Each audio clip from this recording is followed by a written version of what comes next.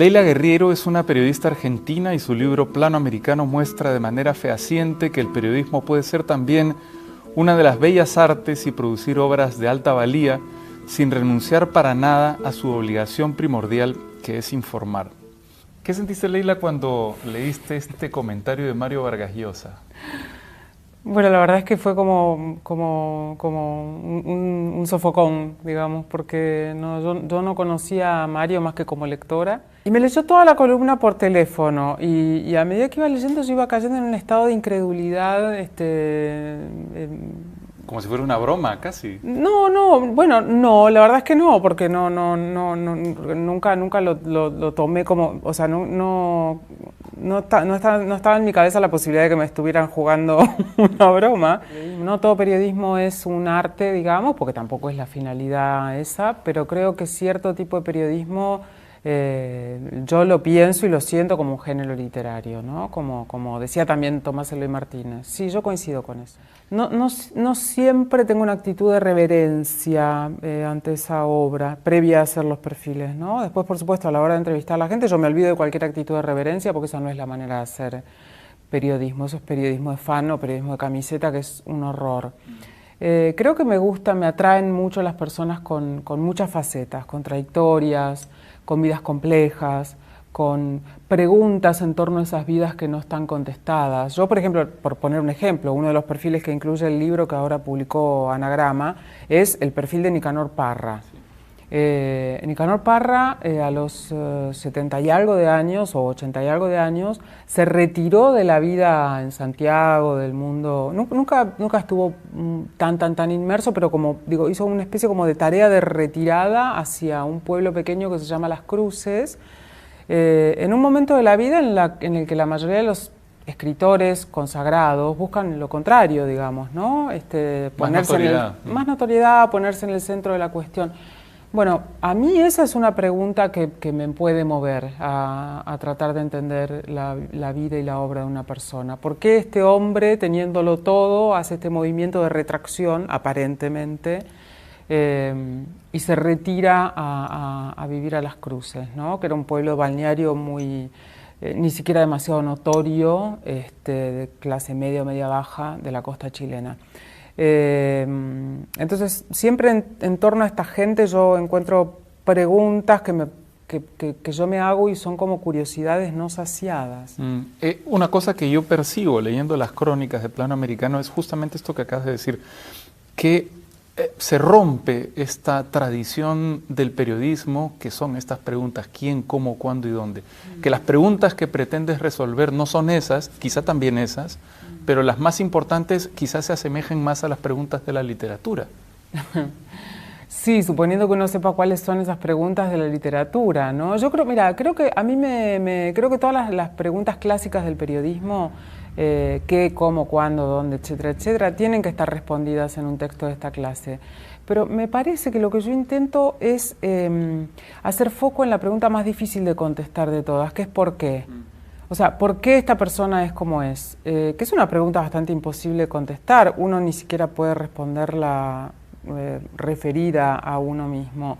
Y me parece que el intento de respuesta a esa pregunta es todo el texto. O sea, no hay una parte del texto en el que uno pueda encontrar la respuesta, la clave, la llave maestra de apertura de esa personalidad. Me parece que lo que intentan hacer los perfiles es mostrar que las vidas humanas son complejas y no responden a un A más B igual a C. Las motivaciones, en el caso de estas personas, el surgimiento de la vocación, la conquista de la voz propia, en lo que sea, ¿no? En la fotografía, etcétera. No se puede responder de una manera demasiado lineal. Pero más allá de eso, yo creo que estos textos, los míos, ojalá, y todos los textos de periodismo narrativo, sí tienen que ocuparse de responder las preguntas básicas del periodismo, porque lo que uno no debe olvidar es que está haciendo periodismo, no poesía. O sea, la forma, en todo caso, tiene que estar al servicio de lo que uno cuenta, ¿no? No debería estar como sobreescrito de alguna forma. No debería tener como grasita, digamos, ¿no? Solo para floreo del autor del texto. Me parece que si uno trata de hacer una demostración de humildad se transforma en un soberbio inmediatamente, también, sí. ¿no? Yo no sé si soy humilde, creo que soy discreta. Que no me gusta estar en primer plano más o menos nunca, y que por supuesto entiendo que el momento de lucimiento en el perfil o en la crónica es el de lucimiento, quiero decir, o sea, lo que se tiene que notar es la historia, aunque sea una historia terrible y oscura. Y me parece que es como lo más razonable, no es salvo que sea una columna de opinión, digamos, en la que uno dice ahí siempre uno dice yo, aunque escriba en tercera persona, ¿no? Porque es una mirada sobre algo. Sí, pero siempre una carga de subjetividad siempre. Siempre. Claro. Pero en una columna de opinión uno dice un yo con muchísima más enjundia, fuerza y hasta arbitrariedad, podríamos decirlo. En un perfil, una crónica de otro, uno creo que no puede permitirse esas cosas. Que creo que se corresponde con mi idea de lo que debe ser un texto periodístico, que es estar atento a la historia del otro y no mucho a lo que le pase a uno. O sea, si yo me introduzco en un texto haciendo alguna pregunta o qué sé yo, siempre es para que se refleje algo, o sea, para que esa pregunta-respuesta no diga de mí, sino que diga del otro, de su capacidad de responder a algo con humor o con sarcasmo, o de tomarme un poco el pelo, como decimos, y eso habla más del otro que de mi propia capacidad de quedarme callada y no responderle mal. Y el espacio de la escritura es el espacio como tiene que ser un espacio de libertad, uno tiene que sentirse cómodo. Y si sentís que estás traicionando toda una especie como de actuación que hiciste, es muy difícil que eso fluya. Entonces yo trato de ser lo más yo posible en todo momento, incluso en la entrevista, y no me ha pasado de sentir que he traicionado. Siempre puede pasar que haya como cuando la persona lee ese texto una vez publicado, que haya algún error, no un error, sino como un error de paralaje, o sea, como que lo que él percibe o ella percibe de sí mismo no coincide del todo con eso que uno ha escrito. No me ha pasado mucho, y las veces que me ha pasado, los comentarios han sido, no sé, tal cosa, pero sí es así, tal cosa me pareció un poco chocante, pero bueno, sí, es así, me dio mucho pudor verlo, pero si el otro no te dice esto no lo pongas, o no sé qué, bueno, como que no hay mucho que objetar. Uno no escribe un libro de cada una de estas personas. Sí, seguramente quedan cosas por fuera por una cuestión natural que tiene que ver con que no todo puede entrar, por una cuestión a veces de espacio. Y a veces no todo, o sea, no todo, si todo es importante, nada es importante. Entonces, si todos tus encuentros, y todos los momentos, y todo lo que hiciste y pasaste y conversaste con una persona tiene el mismo nivel de prioridad, hay un problema en tu capacidad de seleccionar la información. Y sí, hay cosas que quedan por fuera, pero no quedan por fuera en alguna ocasión alguien me ha dicho, bueno, esto no lo pongas, o a veces hay cosas que quedan fuera por puro sentido común, una conversación casual que está teniendo esa persona, no sé, telefónicamente con su médico, una cuestión súper íntima, bueno, yo ahí apago el grabador, digamos, ¿no?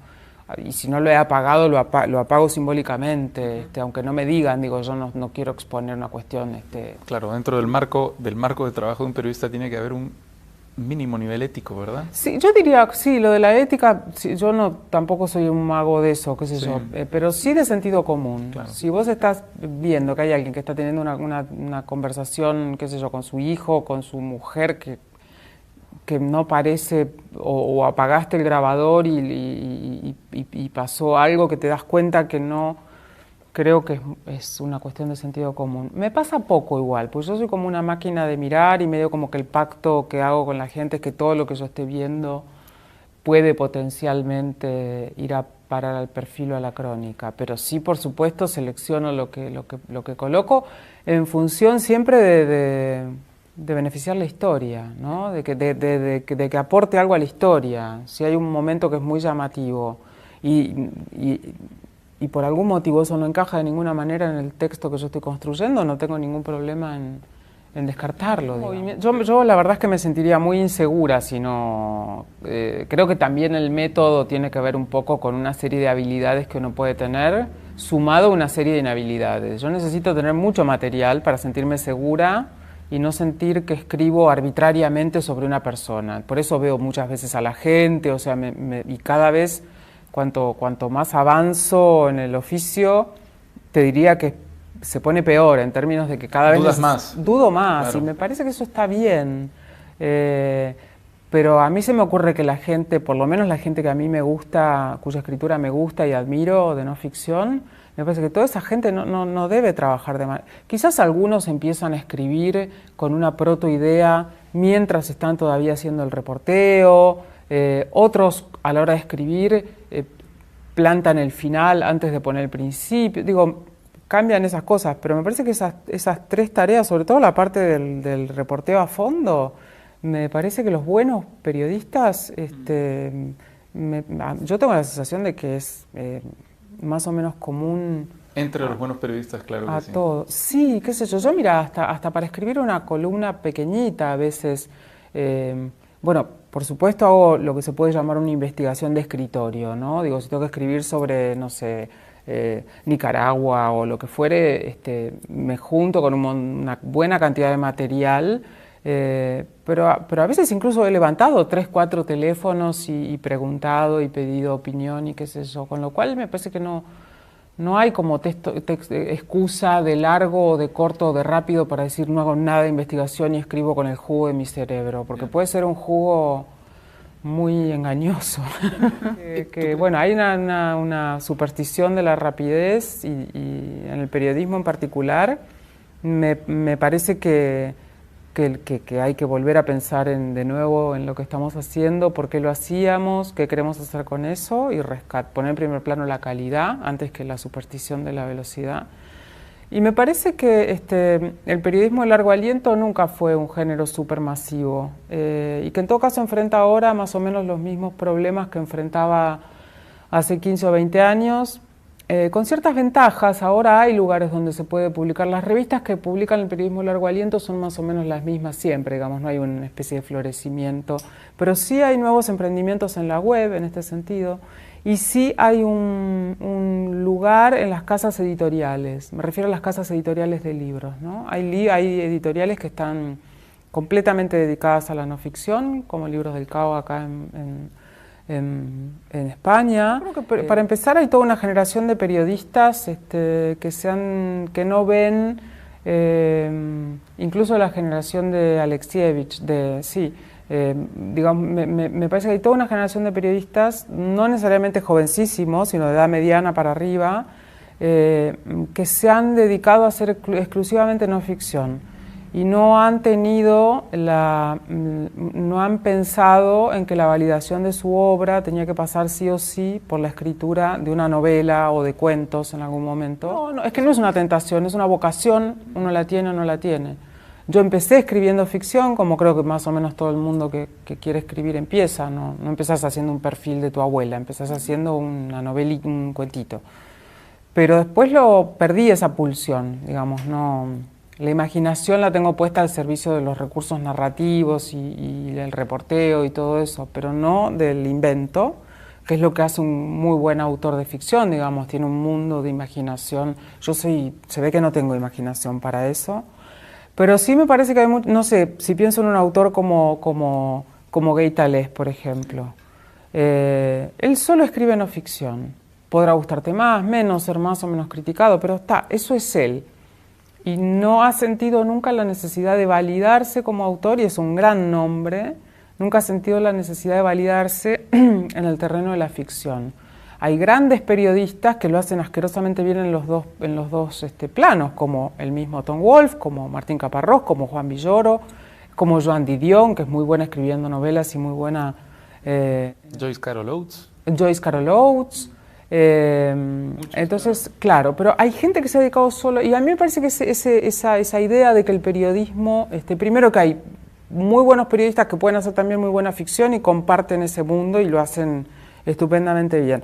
Y después esta cosa de pensar el periodismo como obra que vale la pena en sí misma y que se piensa como una forma del arte, de alguna forma han puesto el foco de algunas publicaciones o algunas editoriales en esta forma que podríamos llamar periodismo literario, narrativo, como eso, como algo que vale la pena, no sé, enmarcar, destacar, ofrecer un espacio editorial para eso diferenciado, ¿no?